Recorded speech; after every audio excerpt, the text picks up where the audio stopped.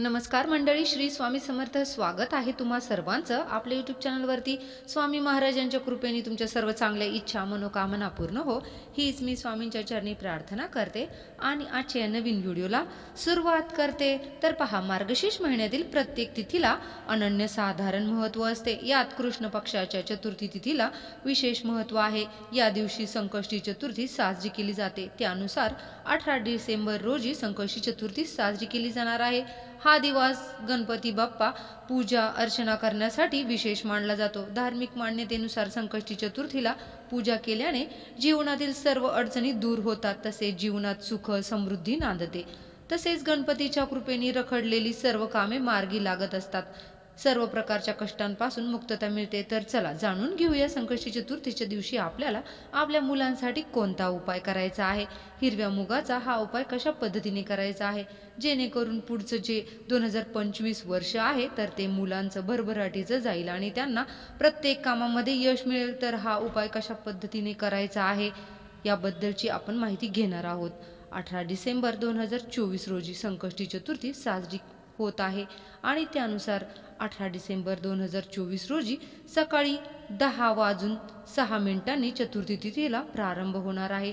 तर 19 डिसेंबर 2024 रोजी सकाळी 10:02 समाप्त होणार आहे. संकष्टी चतुर्थीला चंद्रोदयाचे महत्त्व असल्याने संकष्टी चतुर्थी 18 डिसेंबर रोजीच आपल्याला साजरी करायची आहे.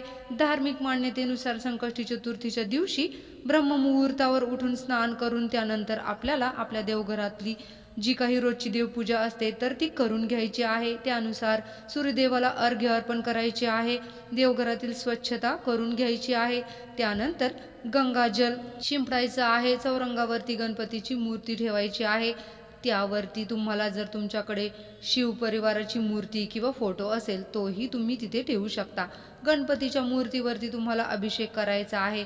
ओम गम गणपते नमः म्हणत तुम्ही हा अभिषेक करू शकता. त्यानंतर गणेशाला तुम्हाला फळ फूल दुर्वा मोदक सिंदूर अर्पण करायचा आहे. त्यानंतर तुपाचा दिवा लावायचा आहे. गणपती बाप्पांची विधीपूर्वक पूजा करायची आहे. गणपती बाप्पांची आरती करायची आहे आणि त्यांना मोदक किंवा मोतीचूरच्या लाडवांचा नैवेद्य अर्पण करायचा आहे.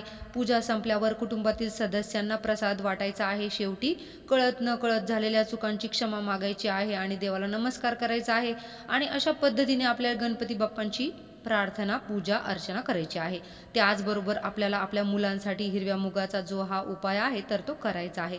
हा उपाय तुम्ही उद्या संकष्टी चतुर्थीच्या दिवशी म्हणजेच बुधवारी दिवसभरामध्ये कधीही करू शकता. तुम्हाला जमेल त्या वेळेमध्ये तुम्ही हा जो उपाय आहे तर तो करू शकता.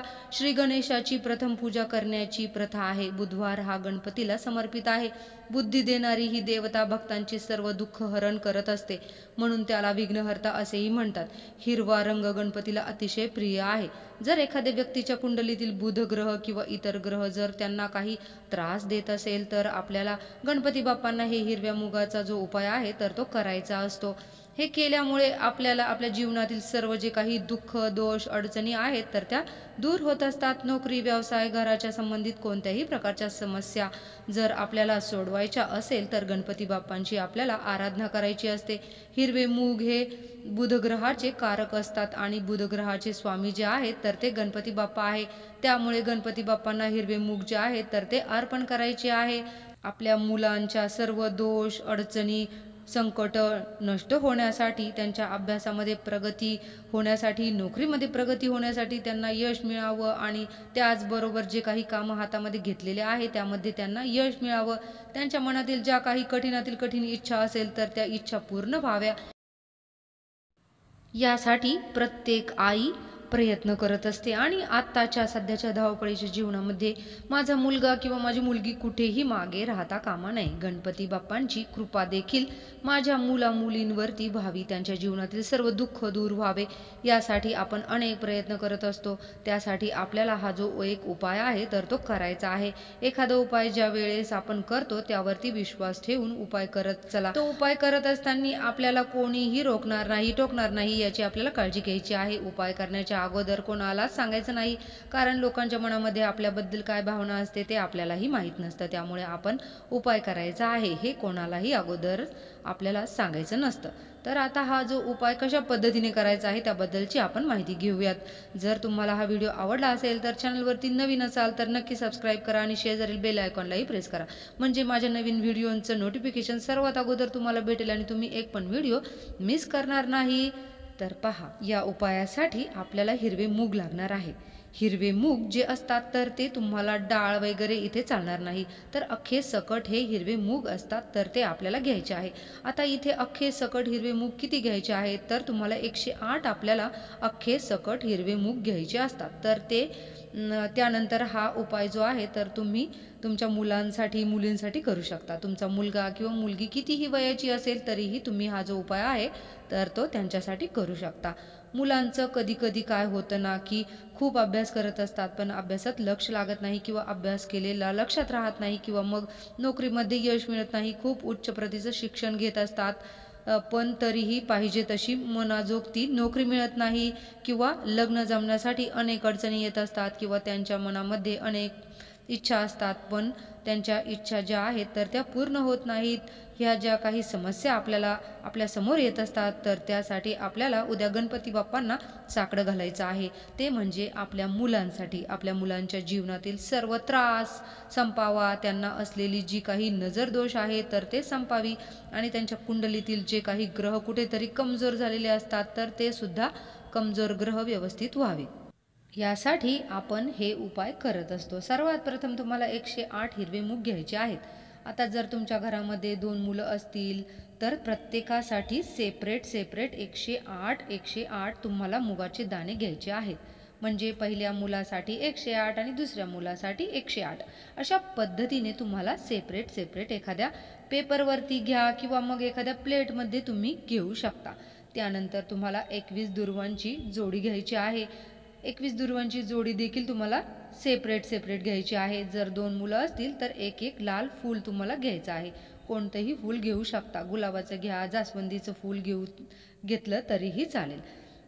हे संपूर्ण तुम्ही घेतलं की त्यानंतर तुम्हाला काय करायचं आहे पहा, ते हे सर्व संपूर्ण घेऊन तुम्हाला गणपती बाप्पांच्या मंदिरामध्ये जायचं आहे। तुमच्या आजूबाजूला गणपती बाप्पांचे मंदिर असेल तर तिथे जा आणि तिथे जाऊन आपल्याला हा उपाय करायचा आहे।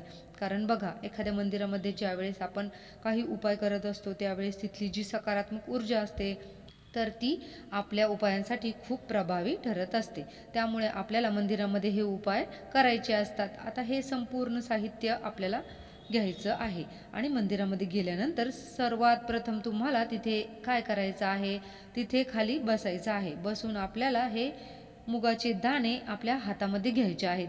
पहिला मुगाचा दाणा जो आहे तर तो हातामध्ये घेऊन तुम्हाला ओम गम गणपते नमः आणि बाजूला ठेवायचा आहे। दुसरा मुगाचा दाणा हातामध्ये घ्यायचा आहे, परत तुम्हाला ओम गम गणपते नमः हा मंत्र म्हणायचा आहे, परत बाजूला ठेवायचा आहे। अशा प्रकारे तुम्हाला 108 वेळेस तुम्हाला करायचं आहे। हे सर्व आपल्याला आपल्या अभिमंत्रित झालेल्या मुगांचं काय करायचं, त्यानंतर हे लाल फूल आणि त्याचबरोबर 21 दुर्वांची जोडी आपण घेतलेली आहे तर ती आपल्याला आपल्या हातामध्ये धरायची आहे।